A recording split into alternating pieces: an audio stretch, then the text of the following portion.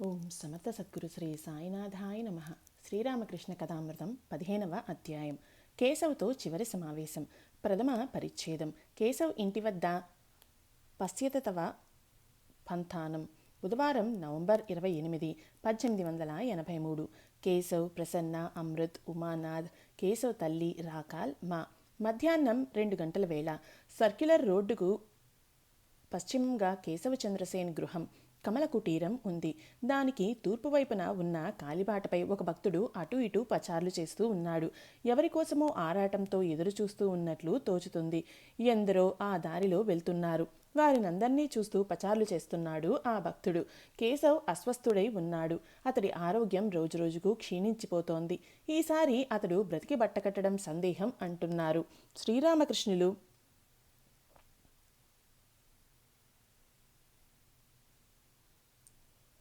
కేశవ్ను ఎంతగానో ప్రేమించేవారు. అతన్ని చూడగోరి దక్షిణేశ్వరం నుండి వస్తున్నారు. ఆయన్ను ఎదురుచూసే ఆ భక్తుడు అక్కడ పచార్లు చేస్తూ ఉన్నాడు. కమల కుటీరానికి ఉత్తరం వైపున మంగళవాడి అనే గృహ సముదాయం ఉంది. బ్రహ్మ సమాజస్థులు పలువురు అక్కడ నివసిస్తున్నారు. కమల కుటీరానికి ఎదురుగా విక్టోరియా కళాశాల ఉంది. అక్కడ బ్రహ్మ సమాజానికి చెందిన స్త్రీలు, సభ్యుల కుమార్తెలు చదువుకుంటున్నారు. ఆ కళాశాలకు ఉత్తరం వైపున విశాలమైన తోట మధ్యలో నెలకొన్న ఇంట్లో ఒక ఆంగ్లేయ కుటుంబం వసిస్తోంది. ఆ ఇంటిని చూసినప్పుడు అక్కడ ఏదో దుర్ఘటన జరిగి ఉండవచ్చునని ఆ భక్తుడికి తోచింది. అది ఏమై ఉంటుందో అని యోచిస్తూ ఉన్నప్పుడు నల్లని దుస్తులు ధరించిన శకటవాహకుడు ఒకడు ఒక శవపేటికను బండిలో ఉంచుకుని తీసుకువచ్చాడు. దాదాపు 2 గంటలుగా ఈ ఏర్పాట్లు జరుగుతూ ఉన్నవి. నశించే ఈ దేహాన్ని వీడి ఎవరో వెళ్ళిపోయారు. అందుకోసమే ఈ ఏర్పాట్లు. మనిషి ఎక్కడికి వెళ్ళిపోయాడు, దేహాన్ని వదిలిపెట్టి ఎక్కడికి పోతున్నాడు అనుకుంటున్నాడు ఆ భక్తుడు. ఎన్నో బళ్ళు ఉత్తరం వైపు నుండి దక్షిణం వైపుగా వస్తూనే ఉన్నవి. శ్రీరామకృష్ణులు వస్తున్నారా అని ప్రతి బండిని ఆతురతతో తదేకంగా ఆ భక్తుడు చూస్తూ ఉన్నాడు. సాయంత్రం 5 గంటలైంది.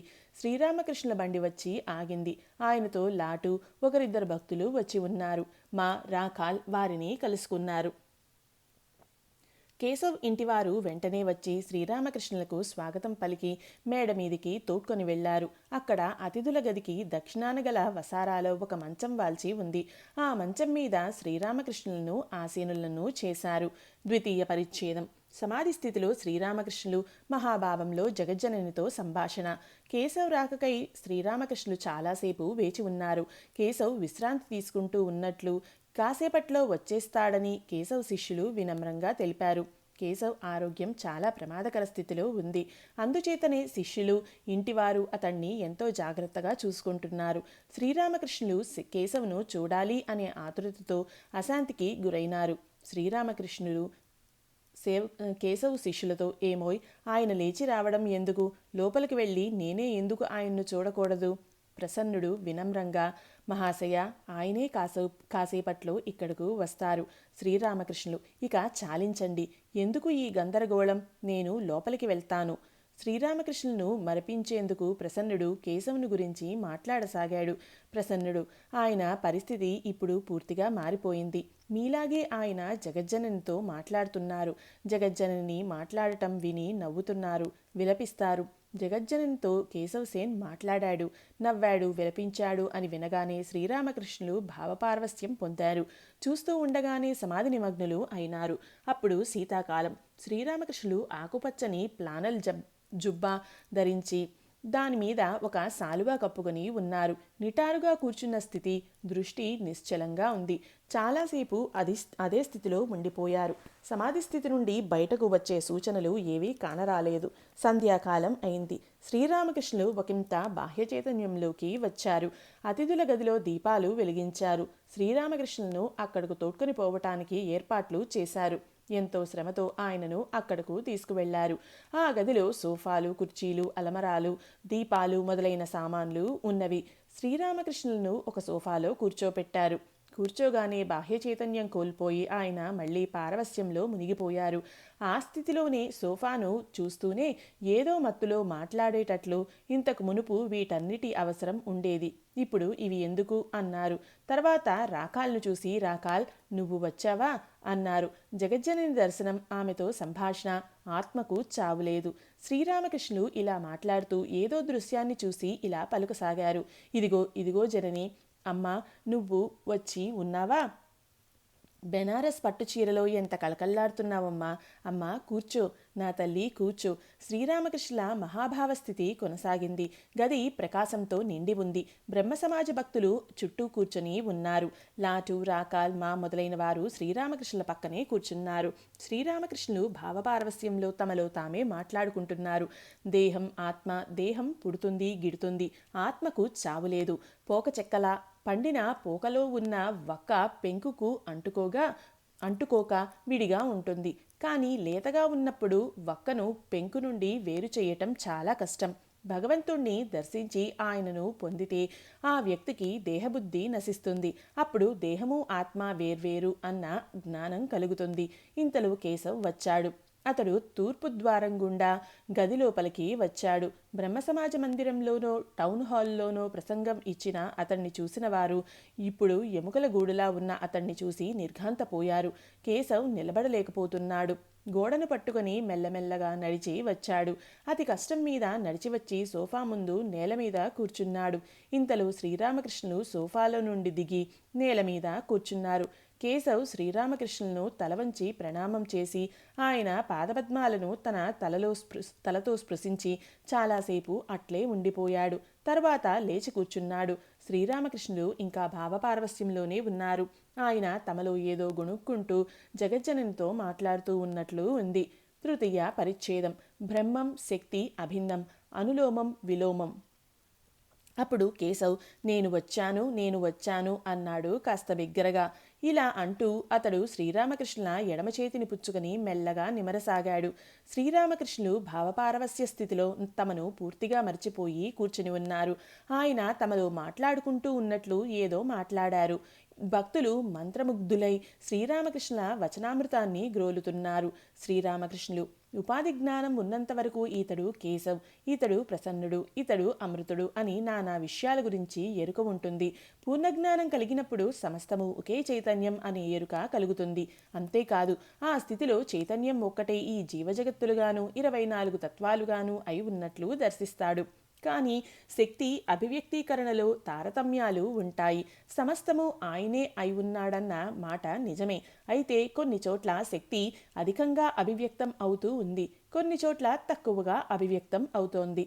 విద్యాసాగర్ ఒకసారి నాతో అలా అయితే భగవంతుడు కొందరికి అధిక శక్తిని, కొందరికి తక్కువ శక్తిని ఇచ్చి ఉన్నాడా అని అడిగాడు. అందుకు నేను అవును, అలా కాకుంటే ఒక్కడే 50 మందిని ఓడించగలుగుతున్నాడే, అది ఎలా సాధ్యం? పైగా మిమ్మల్ని దర్శించే నిమిత్తం మేం రావటానికి ఏమిటి కారణం అని అన్నాను. భగవంతుడి లీలలు ఎవరి ద్వారా అభివ్యక్తం అవుతావో అతడిలో విశేష శక్తి కానవస్తుంది. జమీందారు తన జమీలో అన్ని చోట్లకు పోతూ ఉంటాడు. కానీ కచేరీ చావడికి మాత్రం ప్రతిరోజు వచ్చి చాలాసేపు కూర్చుంటాడు. భక్తుడే భగవంతుడి కచేరీ చావడి. భక్తుడి హృదయంలో తన లీలలు ప్రదర్శింప భగవంతుడు ఇష్టపడతాడు. భక్తుడి హృదయంలోనే ఆయన విశేష శక్తి అభివ్యక్తం అవుతుంది. అటువంటి భక్తుడి లక్షణాలు ఏమిటి?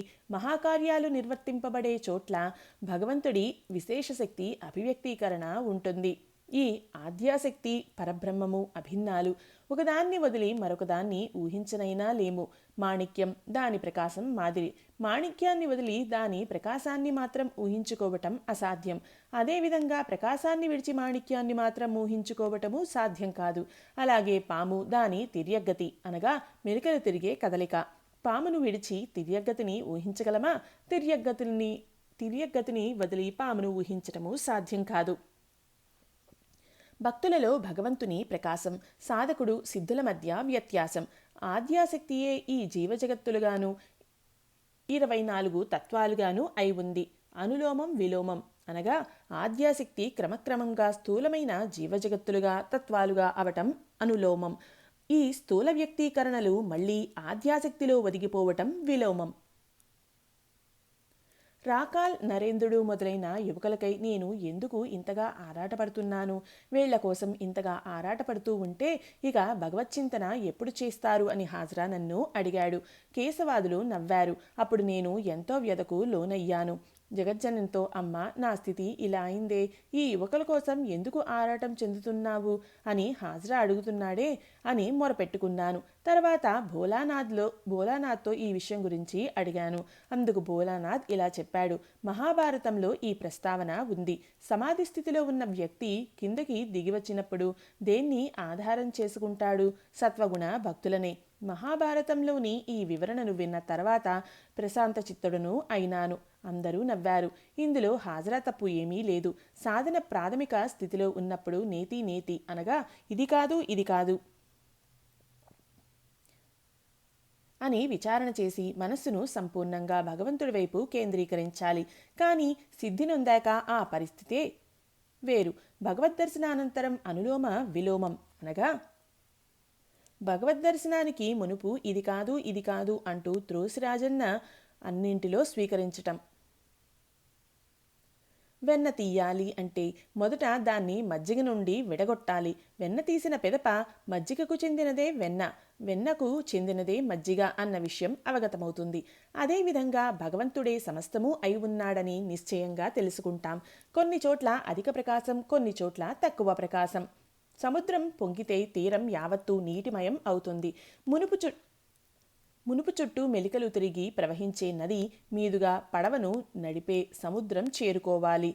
ఇప్పుడో వరద వెల్లువల్లో ఎక్కడ చూసినా నీరే కనుక పడవను తిన్నగా నడిపి సముద్రాన్ని చేరుకోవచ్చు. వరికోతలు అయ్యాక గట్లపై చుట్టూ తిరిగి వెళ్లవలసిన అగత్యం ఉండదు.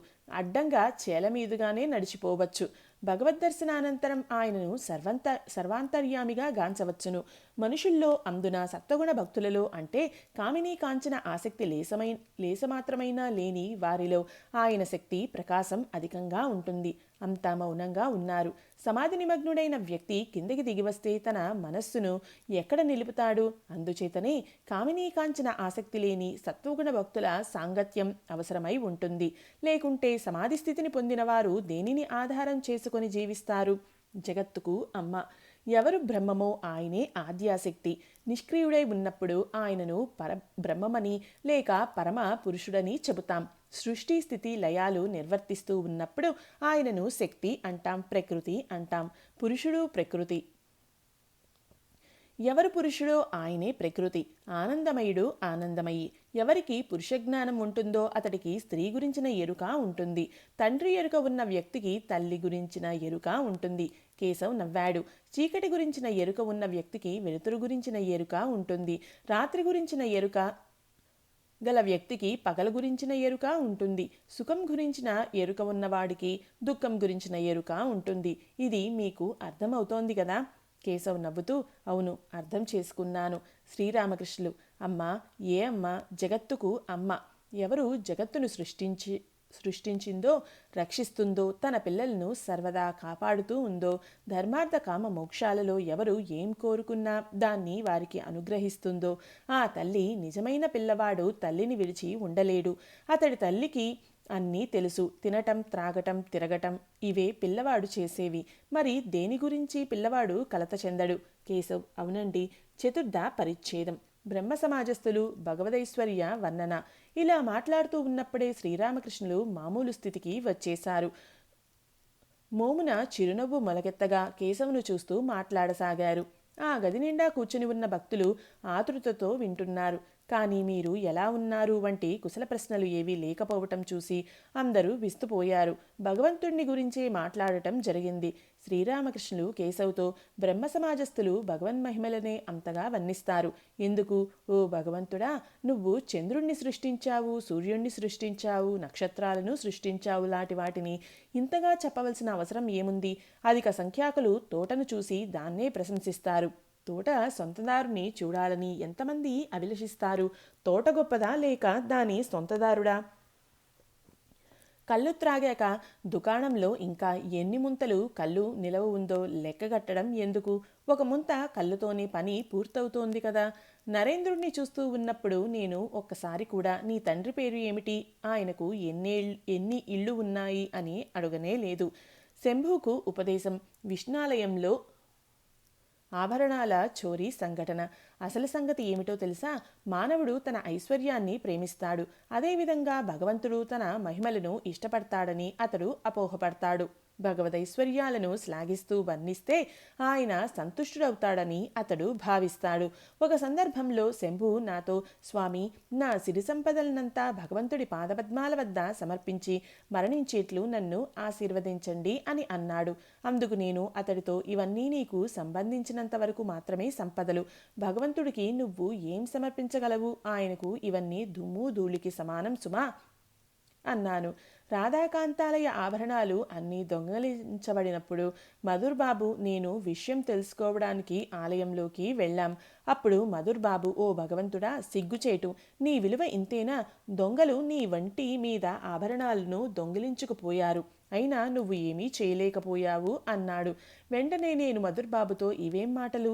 నువ్వు వేటిని నగలు గిగలు అంటూ గొప్పగా చెప్పుకుంటున్నావో అవన్నీ భగవంతుడికి మట్టిబెడ్డలతో సమానం. సాక్షాత్తు మహాలక్ష్మియే ఎవరికి సతి అయి ఉన్నదో ఆయన నీ కొద్దిపాటిదనం దొంగలింపబడినందుకై కలత చెందుతాడా ఏమిటి?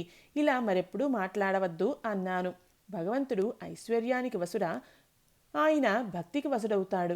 భగవంతుడు దేన్ని కాంక్షిస్తాడు? ధనం కాదు. ఆయన భక్తి, ప్రేమ, వివేకం, వైరాగ్యాలను మాత్రమే కాంక్షిస్తాడు. వివిధ ఉపాసకులు, త్రిగుణాతీత భక్తులు ప్రతి ఒక్కరూ తమ మనోస్థితికి అనుగుణంగా భగవంతుణ్ణి భావిస్తారు. తమోగుణం గల భక్తుణ్ణి తీసుకుందాం. జగజ్జనని కూడా మేక మాంసం తింటుందని భావిస్తాడు అతడు. అందుచేతనే మేకను బలి ఇస్తాడు.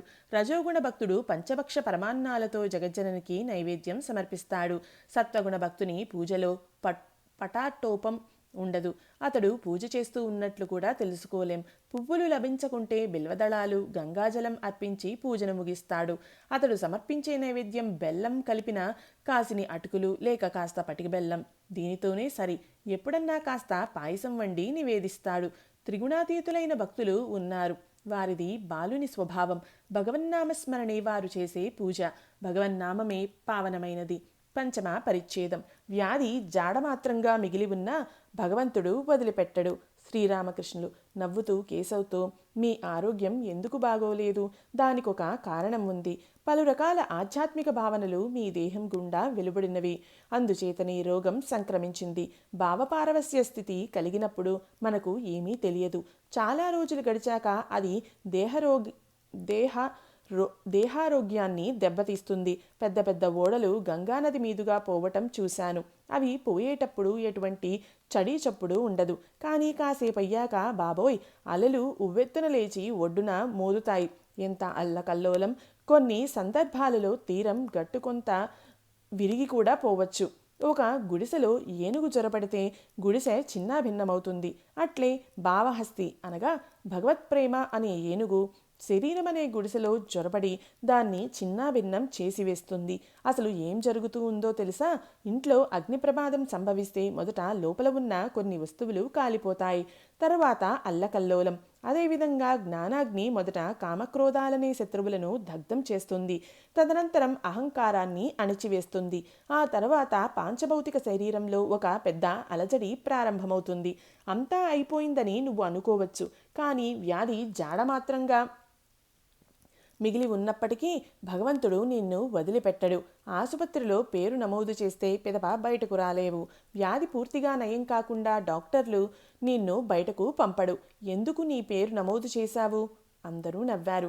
శ్రీరామకృష్ణులు ఆసుపత్రిని ఉదాహరణగా ప్రస్తావించటం చూసి కేశవ్ పదే పదే నవ్వసాగాడు. అతడు నవ్వును ఆపుకోలేకపోయాడు. చాలాసార్లు ప్రయత్నించి వీలుకాక తరలుగా నవ్వాడు. శ్రీరామకృష్ణులు మళ్ళీ మాట్లాడసాగారు. శ్రీరామకృష్ణుల వ్యాధి రామ్ కవిరాజ్ చికిత్స. శ్రీరామకృష్ణులు కేశవ్తో, ఇటువంటి భావపారవస్య స్థితులను మరెక్కడా చూడలేదు. ఇట్టి వ్యాధిని మరెక్కడా చూడలేదు అంటాడు హృదయ్. అప్పుడు నేను అతిసార విరేచనాలతో బాధపడ్డాను. లక్షలాది చీమలు తలను కుట్టినట్లుగా బాధ. అయినప్పటికీ భగవత్ ప్రసంగమే అహర్నిశలు కొనసాగించాను. రామ్ కవిరాజ్ అనే వైద్యుడు నన్ను పరీక్షించే నిమిత్తం వచ్చాడు. అప్పుడు నేను జ్ఞాన విచారణలో మునిగిపోయి ఉన్నాను. ఇదెక్కడి పిచ్చితనం! ఒంట్లో ఎముకలు మాత్రమే మిగిలి ఉన్నాయి. పైగా విచారణ చేస్తున్నాడే అన్నాడు అతడు. కేశవ్తో, అంతా భగవత్ సంకల్పం. మంచు బిందువులు పడటం కోసం తోటమాలి గులాబీ మొక్కకు పాదులు చేసి వేళ్ళు బయటకు కనబడేట్లు చేస్తాడు. మంచు కురవటంతో గులాబీ మొక్క ఏపుగా పెరుగుతుంది. అందుచేతనే మీరు వేళ్ల వరకు కదిలించబడ్డారని తోచుతుంది. కేశవ్ శ్రీరామకృష్ణులు నవ్వారు. మీరు మళ్ళీ తిరిగి వచ్చాక ఘనకార్యాలు సాధిస్తారని అనుకుంటున్నాను. కేశవ్ నిమిత్తం శ్రీరామకృష్ణులు సిద్ధేశ్వరికి మొక్కుకున్న సంఘటన. మీకు జబ్బు చేసిందని వింటే నా మనస్సు క్షోభిస్తుంది. ఇంతకు మునుపు మీకు జబ్బు చేసినప్పుడు వేకువజామున లేచి మీకోసం విలపించేవాణ్ణి. అమ్మా, కేశవ్కి ఏదైనా జరిగితే ఆ తర్వాత నేను ఎవరితో మాట్లాడగలను అంటూ జగజ్జననితో మొరపెట్టుకున్నాను. తర్వాత నేను కలకత్తాకు వచ్చినప్పుడు సిద్ధేశ్వరీదేవికి మొక్కుకున్న కొబ్బరి బోండాం చక్కెర సమర్పించాను. మీకు నయం కావాలని జగజ్జనని ప్రార్థించాను. శ్రీరామకృష్ణులకు కేశవ్ పట్ల గల అవ్యాజ ప్రేమ, ఆయన పడ్డ వ్యాకులత చూసి భక్తులు చెలించిపోయారు. శ్రీరామకృష్ణులు: నిజం చెప్పాలంటే ఈసారి నేను అంత ఆరాటం చెందలేదు. 2 రోజులు ఒకంత ఆరాటపడ్డాను. ఇంతలో కేశవ్ లోపలికి వచ్చిన అదే తూర్పు వాకిలి గుండా అతడి తల్లి వచ్చి నిలబడింది. ఆ వాకిలి వద్ద నిలబడ్డ ఉమానాథ్ శ్రీరామకృష్ణులతో బిగ్గరగా, మహాశయ, ఇక్కడ తల్లి మీకు ప్రణామం చేస్తూ ఉన్నారు అన్నాడు. శ్రీరామకృష్ణులు నవ్వారు. ఉమానాథ్ మళ్ళీ, కేశవ్ వ్యాధి నయం అయ్యేట్లు అతన్ని ఆశీర్వదించమని తల్లి మిమ్మల్ని వేడుకుంటోంది అన్నాడు. శ్రీరామకృష్ణులు కేశవ్ తల్లిని చూస్తూ, అన్ని వరాలు అనుగ్రహించేది ఆనందమయీ అయిన జగజ్జనని ప్రార్థించండి. మీ కష్టాలను ఆమె తొలగిస్తుంది. కేశవ్తో, ఇంట్లోనే ఎక్కువసేపు గడపవద్దు. భార్యాపిల్లల మధ్య ఎక్కువసేపు గడిపితే ఇంకా మునిగిపోతావు. భగవత్ ప్రసంగాలు వింటే మునుపటి కన్నా తేరుకుంటావు. గంభీరమైన స్వరంలో ఇదంతా చెప్పి ఒక బాలునిలా నవ్వసాగారు శ్రీరామకృష్ణులు. తర్వాత కేశవ్ను చూస్తూ, ఏది మీ చెయ్యి చాపండి చూస్తాను అన్నారు. పిల్లవాడిలా చెయ్యి ఎత్తి పట్టుకుని బరువు చూశారు. తర్వాత, నీ చెయ్యి తేలికగా ఉంది, నయవంచకల చెయ్యి బరువుగా ఉంటుంది అన్నారు. అందరూ నవ్వారు. ఉమానాథ్ తలుపు వద్ద నుండి మళ్ళీ శ్రీరామకృష్ణులతో, కేశవ్ను ఆశీర్వదించమని తల్లి మిమ్మల్ని వేడుకుంటున్నారు అన్నాడు. శ్రీరామకృష్ణులు గంభీరంగా, నా వల్ల ఏమవుతుంది? భగవంతుడే అందరినీ ఆశీర్వదిస్తాడు. అమ్మా, సకలము నీ తలపే జరిగింతువు. అటువలనే నీ పనులను నీ వనరుప తాజేసితిమని తలుతురు లోకులు.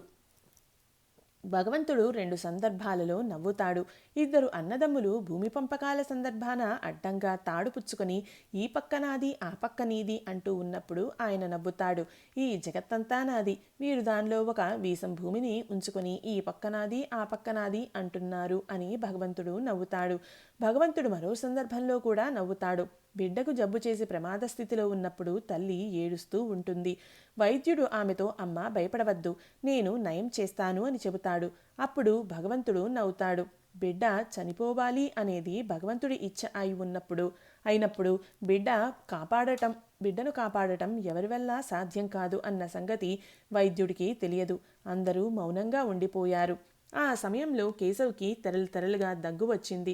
చాలాసేపు ఎడతెరిపి లేకుండా దగ్గసాగాడు. అతడు దగ్గటం చూసి అతడి ఆవేదనగాంచి అందరికీ కష్టం వేసింది. చాలాసేపు అయ్యాక ఎంతో ప్రయత్నం మీద దగ్గు కాస్త తగ్గింది. ఇక కేశవ్ అక్కడ ఉండలేకపోయాడు. శ్రీరామకృష్ణుల ముందు సాష్టాంగ దండ ప్రణామం చేశాడు. తర్వాత మునుపటిలా ఎంతో శ్రమతో గోడ పట్టుకుని నడుస్తూ తన గదిలోకి వెళ్ళిపోయాడు. షష్ఠ పరిచ్ఛేదం. కేశవ్ వేదాలలో ప్రస్తావితమైన దేవతలు దయానందుడు, కేశవ్ కుమారుడు అమృతుడు. శ్రీరామకృష్ణులకు ఉపాహారం సమర్పింప ఏర్పాట్లు చేసి ఉన్నారు. కేశవ్ పెద్ద కుమారుడు ఆయన పక్కకు వచ్చి కూర్చున్నాడు. అమృతుడు ఆ పిల్లవాణ్ణి శ్రీరామకృష్ణులకు పరిచయం చేసి, ఇతడే కేశవ్ పెద్ద కుమారుడు, మీరు ఇతన్ని ఆశీర్వదించండి. ఓ, ఇదేమిటి? ఇతడి తల మీద చెయ్యి వేసి ఆశీర్వదించండి అంటూ వేడుకున్నాడు. అందుకు ఆయన, నేను ఆశీర్వదించలేనే అంటూ మధురంగా నవ్వుతూ కేశవుడి కుమారుడి దేహాన్ని తమ చేత్తో నిమిరారు. అమృతుడు మందహాసం చేస్తూ, సరి, అలా అయితే వీపు నిమరండి. అందరూ నవ్వారు. అమృతుడు మొదలైన బ్రహ్మసమాజ భక్తులతో శ్రీరామకృష్ణులు కేశవ్ గురించి మాట్లాడసాగారు. శ్రీరామకృష్ణులు, జబ్బు నయమగుగాక వంటి దీవెనలు నేను చెయ్యలేను. ఇటువంటి శక్తిని ఎన్నడూ జగజ్జనని కోరలేదు. అమ్మా, నాకు శుద్ధభక్తిని ప్రసాదించు అని ఆమెను ప్రార్థించాను. కేశవ్ సామాన్యమైనవాడా? ధనవంతులు అతన్ని గౌరవిస్తున్నారు, సాధువులు గౌరవిస్తున్నారు. నేను ఒకసారి దయానందుణ్ణి కలుసుకున్నాను. అప్పుడు ఆయన ఒక ఉద్యాన గృహంలో బస చేసి ఉన్నాడు. కేశవ్ కేశవ్ అంటూ కేశవ్ రాకకై ఎదురు చూస్తూ ఆయన కిందికి పైకి పచార్లు చేస్తున్నాడు. నాడు కేశవ్ అక్కడకు వస్తానని చెప్పి ఉన్నాడు అనుకుంటాను. దయానందుడు వంగభాషను గౌరాంగ భాష అని పేర్కొనేవాడు. కేశవ్కి వేదాలలో ప్రస్తావితమైన బలుల్లోనూ దేవతల్లోనూ విశ్వాసం లేదు అని తోచుతుంది. అందుచేతనే దయానందుడు ఇన్ని వస్తువులను సృజించిన వ్యక్తి వల్ల దేవతలను సృజించటం సాధ్యం కాదా ఏమిటి అని చెప్పాడు. శ్రీరామకృష్ణులు కేశవ్ను శ్లాఘిస్తూ అతడి భక్తులతో ఇలా అన్నారు. కేశవ్కి సంకుచిత బుద్ధి లేదు. అతడు పలువురితో మీలో ఎవరికైనా సంశయాలు కలిగితే అక్కడకు అనగా శ్రీరామకృష్ణుల వద్దకు వెళ్ళి నివృత్తి చేసుకోండి అంటాడు. నా స్వభావము అటువంటిది. కేశవుడి సద్గుణాలు కోటి రెట్లు పెరగని మర్యాద మన్ననలు పొంది నేను ఏం చేయబోతాను అంటాను నేను. కేశవ్ ఒక గొప్ప వ్యక్తి. అతన్ని ధనవంతులు సాధువులు అందరూ గౌరవిస్తారు. ఉపాహారం ఆరగించాక శ్రీరామకృష్ణులు బయలుదేరా సిద్ధమైనారు. బ్రహ్మసమాజ భక్తులు బండిదాకా సాగనంపటానికి వచ్చారు. మెట్లు దిగుతూ కిందకి వచ్చేటప్పుడు కింది భాగంలో దీపాలు లేకపోవటం శ్రీరామకృష్ణులు గమనించారు. వెంటనే అమృతుడు మొదలైన భక్తులతో ఇలాంటి చోట్ల చక్కని వెలుతురు ఉండేటట్లు దీపాలు పెట్టాలి. దీపాలు లేని ఇంట్లో పేదరికం తాండవిస్తుంది. ఇక మీదట ఇలా జరగకుండా చూసుకోండి అన్నారు.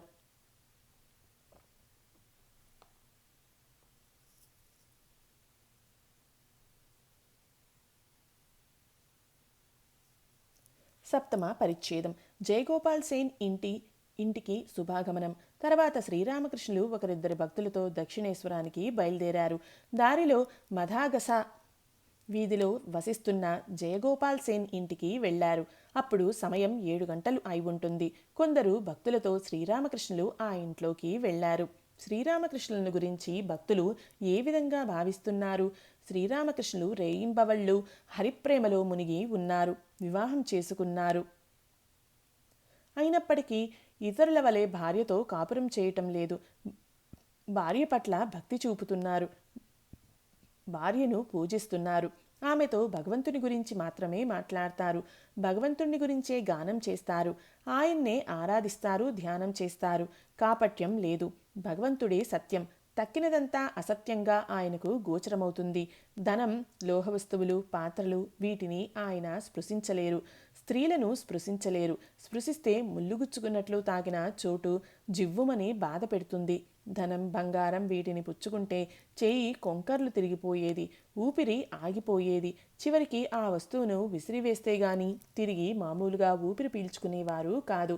భక్తులు ఇంకా ఏవేవో ఊహిస్తున్నారు.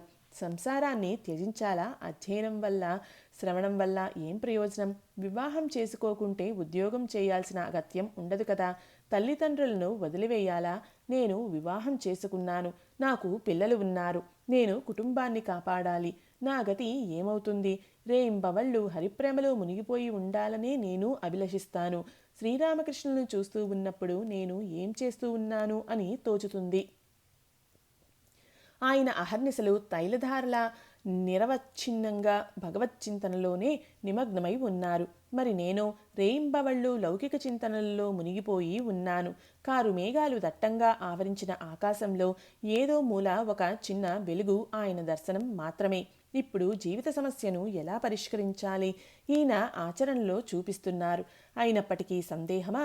ఇసుకచే నిర్మితమైన ఆనకట్టను కూలద్రోసి మనోభిలాషను పూర్తి చేసుకోనా? ఇది నిజంగా ఇసుక ఆనకట్టయేనా? అలాగైతే సంసారాన్ని ఎందుకు త్యజించలేను? శక్తి అల్పమేనని తెలుసు. కానీ భగవంతుడి పట్ల ప్రేమ కలిగితే ఈ లెక్కలు ఏవీ మిగలవు. గంగలో పోటు వచ్చినప్పుడు ఎవరు దాన్ని నిరోధించగలరు? ఏ భక్తితో చైతన్యుడు కౌపీనం ధరించి సన్యాసి అయినాడో ఆ ప్రేమ భక్తితో యేసుక్రీస్తు అనన్యచిత్తుడై వనంలో వసించాడో, ప్రేమ నిండిన తన పరమ పితరుని ముఖారవిందాన్ని తిలకిస్తూ ప్రాణాలు విడిచాడో, ఏ ప్రేమతో బుద్ధుడు రాజభోగాలను త్యజించి విరాగి అయ్యాడో ఆ ప్రేమలోని ఒక్క బిందు మాత్రం ఉదయిస్తేనే ఈ అనిత్య లౌకిక జీవితం ఎక్కడో కనుమరుగయ్యేది. పోని దుర్బలులు ప్రేమ ఉదయించని వారు, సంసారంలో ఉన్నవారు, మాయ సంకెళ్లతో కాళ్ళు కట్టివేయబడ్డవాళ్ళు, వీరికి దారి ఏమిటి? మూర్తీభవించిన ప్రేమమయ మూర్తి ఈ మహాపురుషుడు ఏం చెబుతాడో చూద్దాం. ఈ విధంగా భక్తులు యోచిస్తూ ఉన్నారు. శ్రీరామకృష్ణులు జయగోపాల్ సేన్ ఇంటి అతిథుల గదిలో భక్తులతో కలిసి ఆసీనులైనారు. ఎదురుగా జయగోపాల్, అతడి బంధువులు, ఇరుగు పొరుగులు కూర్చుని ఉన్నారు. పొరుగు వ్యక్తి ఒకరు శ్రీరామకృష్ణులతో మాట్లాడటానికి ఎంతో ఆతృతతో ఉన్నాడు. జయగోపాల్ అన్నగారైన వైకుంఠ్ కూడా అక్కడ ఉన్నాడు. గృహస్థాశ్రమం శ్రీరామకృష్ణులు. వైకుంఠుడు: మహాశయ, మేం సంసారంలో మునిగి ఉన్నవారం, మాకు ఏదైనా ఉపదేశించండి. శ్రీరామకృష్ణులు: భగవంతుణ్ణి తెలుసుకోవాలి. ఒక చేతిని ఆయన పాదపద్మాలపై ఉంచండి, రెండవ చేత్తో బాధ్యతలు నిర్వర్తించండి. వైకుంఠ్: సంసార మిథ్య. శ్రీరామకృష్ణులు: భగవంతుని తెలుసుకోనంత వరకు మిథ్యయే. ఈ స్థితిలో మనిషి ఆయన్ను మరచిపోయి నాది నాది అంటూ మాట్లాడుతున్నాడు. మాయలో చిక్కుకొని కామినీ కాంచనాల గుప్పెటలో చిక్కుబడి ఇంకా కూరుకుపోతున్నాడు. తప్పించుకోవటానికి మార్గం ఉన్నప్పటికీ అతడు తప్పించుకోలేకపోతున్నాడు. మాయ కారణంగా ఆ మేరకు అతడు అజ్ఞానంలో మునిగిపోయి ఉన్నాడు. ఓ పాట ఉంది: మహామాయ వ్యామోహమున జగమే భ్రమజంది, వివేకహీనుడగా బ్రహ్మ గావింపబడ, చైతన్యరహితుడై చెలగంగ విష్ణువు, మరి ఆశ ఏముండు మానవులకు ఇంకా? సంసారం అనిత్యమైనదని మీరే చూస్తూ ఉన్నారు. ఈ ఇంటినే తీసుకోండి. ఎంతమందో వచ్చారు పోయారు, ఎంతమందో పుట్టారు గిట్టారు. జీవితం అనేది ఇదిగో ఉన్నది, ఇదిగో లేకుండా పోయింది. ఇది అనిత్యమైనది. ఎవరిని నావాడు నావాడు అనుకుంటారో కళ్లను మూసివేస్తే ఇక అతడు లేడు, ఎవరూ లేరు. అయినప్పటికీ మనవణ్ణి విడిచి కాశీకి పోలేడు. నా హారును ఎవరు చూసుకుంటారు అనేదే ఆరాటం. బయటపడటానికి మార్గం ఉన్నప్పటికీ వలలో చిక్కుకున్న చేప తప్పించుకోవటానికి ప్రయత్నించదు. తాను కట్టుకున్న గూట్లో తానే చిక్కుకొని చచ్చిపోతుంది పట్టుపురుగు. ఈ విధంగా సంసారం మిథ్య, అనిత్యం అయి ఉంది. పొరుగు వ్యక్తి: మహాశయ, ఒక చేత భగవంతుణ్ణి, మరో చేత సంసారాన్ని ఎందుకు పుచ్చుకోవాలి? సంసారం అనిత్యమైనదే అయితే ఒక చేత్తో మటుకు మాత్రం దాన్ని ఎందుకు పుచ్చుకోవాలి? శ్రీరామకృష్ణులు: భగవంతుని తెలుసుకున్నాక సంసార జీవితంలో ఉంటే అది అనిత్యం కాబోదు. ఒక పాట విను. ఓం సమర్థ సద్గురు శ్రీ సాయినాథాయ నమః. అష్టమ పరిచ్ఛేదం: గృహస్థాశ్రమంలో భగవత్ప్రాప్తికి మార్గం. శ్రీరామకృష్ణులు: పాటను విన్నావా? కాళీనామము గట్టువేయుచు పండిన పంటను భద్రపరిచిన భగవంతుణ్ణి శరణవేడు, సకలము సాధిస్తావు. దట్టమైన ఆ గట్టు దాపునకు కాలిడలేడు కాలుడు కూడా. దట్టమైన గట్టు. భగవంతుణ్ణి పొందినప్పుడు సంసారం నిస్సారం అని తోపదు. భగవంతుణ్ణి తెలుసుకున్న వ్యక్తి ఆ భగవంతుడే జీవజగత్తులుగా అయి ఉన్నట్లు గాంచుతాడు. పిల్లవాడికి అన్నం పెట్టేటప్పుడు బాలగోపాలుడికి పెడుతూ ఉన్నట్లు భావించండి. తల్లిదండ్రులను భగవతిగాను భగవంతునిగాను కాంచండి. సేవలు చేయండి. భగవంతుని తెలుసుకున్నాక సంసారం చేసేవాడు సామాన్యంగా భార్యతో శారీరక సంబంధం పెట్టుకోడు. ఇద్దరు భక్తులు భగవంతుని గురించే మాట్లాడతారు. భగవత్ ప్రసంగంలోనే వారు కాలం వెళ్లబుచ్చుతారు. వారు భక్తులకు సేవలు వనరిస్తారు. సకల భూతకోటిలోనూ వెలసి ఉన్న భగవంతుని వారిద్దరూ సేవిస్తారు. పొరుగింటి వ్యక్తి: మహాశయ, అటువంటి భార్యాభర్తలను చూడలేమే. శ్రీరామకృష్ణులు: ఉన్నారు, కానీ బహు అరుదు. లౌకిక జనులు వీరిని తెలుసుకోలేరు. కానీ ఇలా జీవించాలంటే ఇద్దరు సత్ప్రవర్తనులై ఉండాలి. ఇద్దరు భగవదానందాన్ని చవిచూసి ఉంటేనే ఇలా జీవించగలరు. భగవంతుని విశేష అనుగ్రహము ఉండాలి. లేకుంటే సదా అపార్థాలు చోటు చేసుకుంటాయి. కొన్ని సందర్భాలలో ఇద్దరూ విడిపోవటం కూడా జరగవచ్చు. అవగాహన లేకుంటే జీవితమే నరకప్రాయం అవుతుంది. రేయింబవళ్ళు భార్య: నా తండ్రి నన్ను నీకిచ్చి ఎందుకు వివాహం చేశాడో? స్వయంగా తినటానికే లేదు, పిల్లలకు పెట్టడానికి లేదు, ధరించడానికి వస్త్రాలు లేవు, పిల్లలకు గుడ్డలు లేవు, ఒక నగా నట్రా లేదు. నువ్వు నాకు ఏం సుఖం ఇచ్చావు? కళ్ళు మూసుకొని భగవాన్ భగవాన్ అంటూ జపిస్తూ ఉన్నావు. ఈ పిచ్చి వ్యవహారాన్ని కట్టిపెట్టు అని సణుగుతూ ఉంటుంది. ఒక భక్తుడు: అవునండి, ఇటువంటి సమస్యలన్నీ ఉన్నాయి. ఒక వంక పిల్లలు చెప్పిన మాట వినరు, ఇంకా ఎన్నో కష్టాలు. అలా అయితే మార్గం ఏమిటి? శ్రీరామకృష్ణులు: సంసారంలో ఉంటూ సాధన చేయటం చాలా కష్టం. అనేక ఆటంకాలు ఉన్నాయి. రోగం, శోకం, దారిద్రం భార్యతో పొసగదు. అవిధేయులు, మూర్ఖులు, మొండివారు అయిన పిల్లలు, ఇవన్నీ నేను నీకు చెప్ప పనిలేదు. అయినప్పటికీ మార్గం ఉంది. అప్పుడప్పుడు ఏకాంతంలో భగవంతుని ప్రార్థించాలి, ఆయనను ప్రయత్నించాలి. పొరుగింటి వ్యక్తి: ఇల్లు విడిచిపెట్టి వెళ్ళిపోవాలా? శ్రీరామకృష్ణులు: ఖచ్చితంగా వద్దు. అవకాశం లభించినప్పుడు ఒకరోజో 2 రోజులో ఏకాంతంలోకి వెళ్ళిపో. అప్పుడు కుటుంబంతో ఎలాంటి సంబంధము ఉండరాదు. లౌకిక సంభాషణల్లో దిగరాదు. వీలు పడితే ఏకాంతవాసం, లేకుంటే సాధు సాంగత్యం చేయి. పొరుగింటి వ్యక్తి: సాధువును తెలుసుకోవడం ఎలా? శ్రీరామకృష్ణులు: ఎవరి మనస్సు, ప్రాణం, అంతరాత్మ భగవంతుణ్ణే శరణుజొచ్చినవో అతడే సాధువు. ఎవరు కామినీ కాంచనాలను త్యజించాడో అతడే సాధువు. సాధువు స్త్రీలను భోగవస్తువు అనే దృష్టితో చూడడు. సర్వదా వారిని విడిచి దూరంగానే ఉంటాడు. వారి సమీపంలోకి వెళ్ళవలసి వస్తే వారిని తల్లిగానే ఎంచుతాడు, ఆరాధిస్తాడు. సాధువు ఎల్లప్పుడూ భగవచ్చింతనలో మునిగి ఉంటాడు.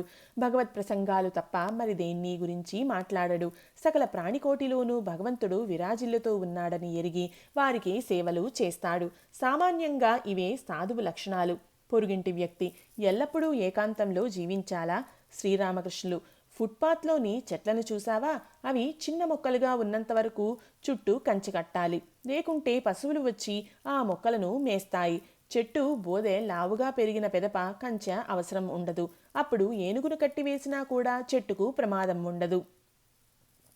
మనస్సును దృఢమైన చెట్టుబోదలా చేసుకోగలిగితే పిదప విచారింప పనిలేదు. మొదట వివేకం సముపార్జింప పాటుపడు. నూనె రాచుకొని పనసపండును వలిస్తే చేతికి జిగట అంటుకోదు. పొరుగింటి వ్యక్తి: వివేకం అంటే ఏమిటి? శ్రీరామకృష్ణులు: భగవంతుడే సత్యం, తక్కినదంతా అసత్యం. ఈ విచారణ. సత్ అంటే నిత్యమైనది, అసత్ అంటే అనిత్యం. వివేకం జనించిన వ్యక్తికి భగవంతుడే సత్యం, తక్కినదంతా అసత్యం అని తెలుస్తుంది. వివేకం ఉదయిస్తే భగవంతుణ్ణి తెలుసుకోవాలి అనే ఆకాంక్ష కలుగుతుంది. అసత్యమైన దాన్ని అభిలషిస్తే, అంటే దేహసుఖం, కీర్తి, ధనం మొదలైన వాటిని ఆశిస్తే సత్యస్వరూపమైన భగవంతుని తెలుసుకోవడానికి మనస్సు ఇచ్చగించదు. సత్ విచారణ ప్రారంభిస్తే భగవంతుని అన్వేషింప కోర్కె జనిస్తుంది. మనస్సు అంతర్ముఖమైనప్పుడు వివేకం ఉదయిస్తుంది. వివేకం జనిస్తే సత్యం వికసిస్తుంది. అప్పుడు కాళీ అనే కల్పవృక్షం కింద పచార్లు చెయ్య మనస్సులో ఇచ్చ జనిస్తుంది. ఆ వృక్షం కిందకు వెళ్తే, అంటే భగవంతుని ధరిని చేరితే ధర్మార్థ కామ మోక్షాలు సునాయాసంగా పొందుతావు.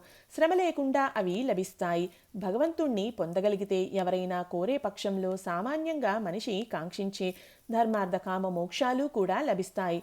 పొరుగింటి వ్యక్తి: అలా అయినప్పుడు సంసారాన్ని మాయా అని పేర్కోవటం ఎందుకు? విశిష్టాద్వైతం బిల్వఫల ఉదాహరణ.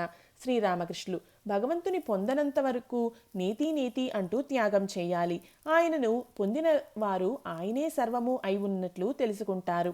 భగవంతుడు, మాయ, జీవజగత్తులు అన్నీ ఒకటే అనే ఎరుక అప్పుడు కలుగుతుంది. జీవజగత్తులు మొదలైనవన్నీ ఆయనే. బిల్వఫలాన్ని పెంకు, కండ, విత్తనం అంటూ విభజిస్తున్నాము. అప్పుడు ఎవరైనా బిల్వఫలం బరువు ఎంత అని ప్రశ్నిస్తే పెంకు, విత్తనం తీసివేసి కండను మాత్రం తూచుతావా? తూచవు. బరువు కావాలి అంటే పెంకు, విత్తనాన్ని కూడా చేర్చాలి. ఆ పిదపే బిల్వఫలం బరువు ఇంత అని చెప్పగలం. పెంకే జగత్తు, విత్తనమే ప్రాణకోటి. విచారణ చేసేటప్పుడు జీవజగత్తులను అనాత్మగాను అసత్యమైనదిగాను చెప్పుకున్నాం. ఆ సమయంలో కండయే సారం, పెంకు, విత్తనం నిస్సారమైనవి అన్న ఎరుక కలుగుతుంది. కానీ విచారణ పూర్తి కాగానే అన్నీ చేరి ఒక్కటే అని తెలుస్తుంది. ఏ వస్తువు నుండి కండ రూపొందినదో దాని నుండే పెంకు, విత్తనం ఉత్పన్నం అవుతున్నవి అనే ఎరుక కలుగుతుంది. బిల్వఫలాన్ని అవగాహన చేసుకుంటే అన్నిటినీ తెలుసుకోగలం. అనులోమం, విలోమం వెన్న మజ్జిగకు చెందినవే, మజ్జిగ వెన్నకు చెందినదే. మజ్జిగ ఉన్నప్పుడు వెన్న కూడా ఉన్నట్లే, వెన్న ఉన్నప్పుడు మజ్జిగ కూడా ఉన్నట్లే. ఆత్మ ఉంటే అనాత్మ కూడా ఉంది. నిత్యం ఎవరికి చెందినదో ఆయనదే లీల కూడా, లీల ఎవరికి చెందినదో ఆయనదే నిత్యం కూడా. భగవంతుడని తెలుసుకునబడేవాడే జీవ జగత్తులుగా అయి ఉన్నాడు. భగవంతుని తెలుసుకున్న వ్యక్తి ఆయనే అన్నీ అయి ఉన్నట్లు తండ్రి, తల్లి, పిల్లవాడు, పొరుగింటి వ్యక్తి, ప్రాణకోటి, మంచి చెడులు, శుచి అశుచి అన్నీ అయి ఉన్నట్లు గాంచుతాడు. పాపపుణ్యాలు భక్తుడు. పొరుగింటి వ్యక్తి: అలా అయితే పాపపుణ్యాలు లేవా? శ్రీరామకృష్ణులు: ఉన్నాయి. అదే సమయంలో లేవు కూడా. భగవంతుడు మనలో అహంభావాన్ని ఉంచితే భేదబుద్ధిని ఉంచుతాడు, పాపపుణ్య భావాలను ఉంచుతాడు. ఏదో ఒకరిద్దరికి అహంకారాన్ని అడుగంటా రూపుమాపుతాడు. వీరి పాపపుణ్యాలకు మంచి చెడులకు అతీతులవుతారు. భగవద్దర్శనం కలుగనంత వరకు భేదబుద్ధి, మంచి చెడులు అన్న ఎరుక ఉండే తీరుతుంది. పాపము పుణ్యము నాకు సమానమే, భగవంతుడు ఎలా చేయిస్తాడో అట్లే చేస్తాను అని నువ్వు నోటితో చెప్పవచ్చు. కానీ ఇవన్నీ నిరర్ధక ప్రసంగాలని అంతరంగాన నీకు బాగా తెలుసు. ఏదైనా చెడు పని చేస్తే మనసు టకటకా కొట్టుకుంటుంది. భగవద్దర్శనానంతరం భగవంతుడు ఇచ్చగిస్తే నేను దాసుణ్ణి అనే ఎరుకను భక్తుడిలో ఉంచుతాడు. ఆ స్థితిలో భక్తుడు నేను దాసుణ్ణి, నువ్వు ప్రభువ్వి అంటాడు. ఇటువంటి భక్తుడికి భగవంతుని గురించి మాట్లాడటం, భగవత్ సేవా కార్యాలు ఆనందం కలిగిస్తాయి. భగవదాపేక్ష లేని వారిని అతడు ఇష్టపడడు. భగవత్ లక్ష్యం లేని కార్యాలలో విముఖుడవుతాడు. ఇటువంటి భక్తులలో భగవంతుడు భేదబుద్ధి ఉంచుతాడని దీని నుండి తెలుస్తోంది. పొరుగింటి వ్యక్తి: మహాశయ, భగవంతుణ్ణి తెలుసుకుని సంసారం సాగించమని అంటున్నారు. ఆయనను తెలుసుకోగలమా? శ్రీరామకృష్ణులు: ఇంద్రియాల ద్వారానో ఈ మనస్సు ద్వారానో తెలుసుకోలేం. ఏ మనస్సులో విషయవాసనలు లుప్తమో ఆ పరిశుద్ధ మానసంతో ఆయన్ను తెలుసుకోవచ్చు. పొరుగింటి వ్యక్తి: భగవంతుణ్ణి ఎవరు తెలుసుకోగలరు? శ్రీరామకృష్ణులు: ఆయన్ను సరిగ్గా ఎవరు తెలుసుకోగలరు? మనకు ఎంత అవసరమో అంత మేరకు తెలుసుకుంటే చాలు. ఒక చెంబు నీరే ఎక్కువ అయినప్పుడు బావిలో ఉన్న మొత్తం నీటితో ఏమిటి అవసరం? చక్కెరగుట్ట వద్దకు ఒక చీమ వెళ్ళింది. అంత చక్కెరతో దానికి ఏం ప్రయోజనం? 2 కణాలు లభిస్తేనే చాలు, అదే దానికి ఎక్కువైపోతుంది. పొరుగింటి వ్యక్తి: మేము సన్నిపాత రోగులం, మా రోగానికి ఒక చెంబు నీరు ఎలా సరిపోతుంది? భగవంతుణ్ణి సంపూర్ణంగా తెలుసుకోవాలి అని కదా అనిపిస్తుంది. సంసార రోగానికి ఔషధం మామేకం శరణం వ్రజ. శ్రీరామకృష్ణులు: నిజమే, కానీ రోగానికి ఔషధం ఉంది కదా. పొరుగింటి వ్యక్తి: ఏ ఔషధం మహాశయ? శ్రీరామకృష్ణులు: సాధు సంఘం, భగవంతుని నామగుణ సంకీర్తన, ఎడతెరిపి లేకుండా ప్రార్థించటం. అమ్మా, నాకు జ్ఞానం వద్దు, ఇదిగో నీ జ్ఞానం, ఇదిగో నీ అజ్ఞానం, రెండూ నువ్వే తీసుకో. నాకు నీ పాదపద్మాల పట్ల శుద్ధ భక్తిని మాత్రమే ప్రసాదించు, నాకు మరి ఏదీ వద్దు అని జగజ్జనని నేను ప్రార్థించాను. రోగానికి తగిన ఔషధం కావాలి. గీతలో భగవంతుడు: అర్జున, నువ్వు నన్నే శరణు పొందు, నిన్ను నేను సకల పాపాల నుండి విముక్తుణ్ణి చేస్తాను అంటున్నాడు. గీత 18:16. భగవంతుని శరణు పొందు, ఆయన సద్బుద్ధిని ప్రసాదిస్తాడు. నీ బరువు బాధ్యతలనన్నింటినీ ఆయనే స్వీకరిస్తాడు. అప్పుడు సమస్త రుగ్మతలు నిన్ను విడిచి పారిపోతాయి. ఈ బుద్ధితో ఆయనను తెలుసుకోగలమా? ఒక సేరు పాత్రలో 4 సేర్ల పాలు పడతాయా? ఆయనే అర్థం చేసుకోనివ్వకుంటే అవగాహన చేసుకోగలమా? కాబట్టే ఆయనను శరణు పొందు అంటున్నాను. ఆయన ఇచ్ఛామయుడు. మనిషికి ఉన్న శక్తి ఏపాటిది? ఇది 15వ అధ్యాయం సంపూర్ణం. ఓం సమర్థ సద్గురు శ్రీ సాయినాథాయ నమః.